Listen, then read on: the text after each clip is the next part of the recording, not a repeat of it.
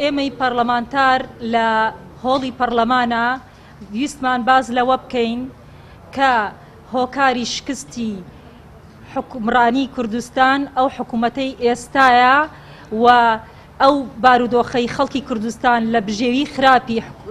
ئەو حکوومەتەی ئێستایە و لە دەستدانی لە سایە پەنجای خاکی کوردستان هۆکاری حکوومەتەکەی ئێستایە بەداخەوە سەرکردایەتی سیاسی کورد بۆتە شکست و نەهامەتی بۆ خەڵکی کوردستان بۆیە ناتوانێت ئەو حکوومەتە بەردەوام بێت و پێویستە حکوومەتێکی ئینتیقالی دروست کرێ ئەو حکوومەتە دایالۆگ لەگەڵ بەغا بکات چونکە ئەو حکوومەتەی ئێستا دۆڕا و بەرامبەر بە براوە